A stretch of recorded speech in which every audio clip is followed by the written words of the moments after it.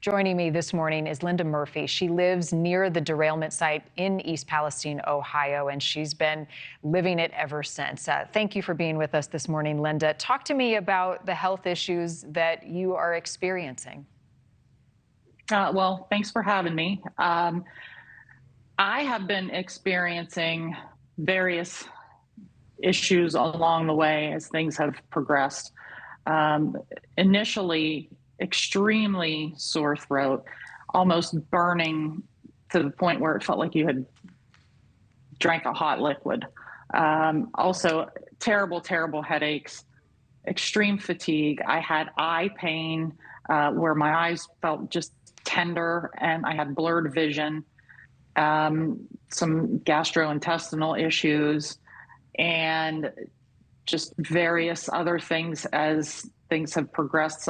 Sometimes those symptoms are more severe, sometimes they are less severe. So it seems like it varies and it fluctuates. I had shortness of breath, racing heart, and it seems like you just never know what the day is going to bring. And have you undergone any tests to find out what, if anything, is or may still be in your system? Yeah, I did. After, trying to struggle to find testing early on just to get some answers to what we were experiencing, or myself, what I was experiencing, I reached out to my doctor in early February after this had happened, and they really didn't have anything available. Then I saw the doctor in February on the 24th, and then I actually got a vinyl chloride test done on March the 13th. So over a month after the initial derailment, a month and 10 days is when I received my vinyl chloride test. Okay, and what did that show, Linda? It did show that I have vinyl chloride metabolite in my system. And does that match up to the symptoms that you've been experiencing according to your doctor?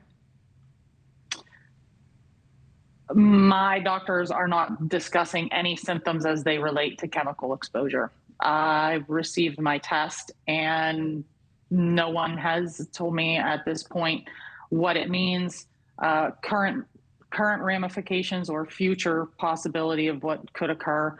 My PCP has not discussed it. I have met with toxicologists through the Ohio Department of Health. They have no answers either.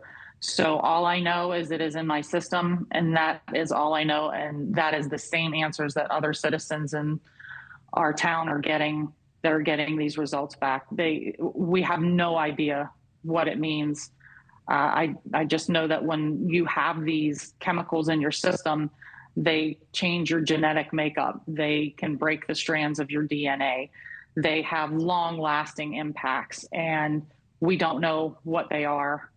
And I think that the monitoring needs to really kick in and come into play. There's other chemicals involved too that were not really even being looked at, not to mention the chemical cocktail that was made from the derailment itself with the various chemicals that were burnt off. And now we're just left trying to figure it out. And we're lab rats sitting here, and we're just a wait and see game, it's horrifying. Norfolk Southern and the CEO testified before Congress more than a month ago about the cleanup efforts and addressing the concerns that you and others, Linda, in your community are facing. Are you in communication with the rail company? What, if anything, are they doing on the ground right now to ease your concerns? There is no communication.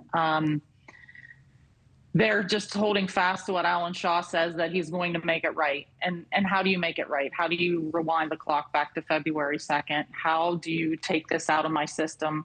How did it get in my system when we're repeatedly being told by officials that there's nothing in the air, there's nothing in the water, everything is good, everything is fine? Then why are people sick? Why is this happening? Nothing makes sense and nothing adds up. The only thing that Norfolk Southern has done is they've created a reimbursement center for people to go to, and some people get reimbursed for financial reasons and other people do not get reimbursed. So basically it's an insurance claim center. That is what Norfolk Southern has set up for us. Other than that, There is no anything, there is no reach out, there is no contact. They have just they're just letting this fester. And at this point, what we have been told is they have not yet got to the main contamination at the site for cleanup. So what that means is they haven't begun to unearth the worst part of these toxic chemicals. So when that happens, it's going to be re-released back into the air. And, here we go again. But as I said, we were told all along there was nothing to be concerned about. Thank you for watching. Go to newsnationnow.com to find NewsNation on your television provider. And don't forget to click the red subscribe button below to get more of NewsNation's fact-driven, unbiased coverage.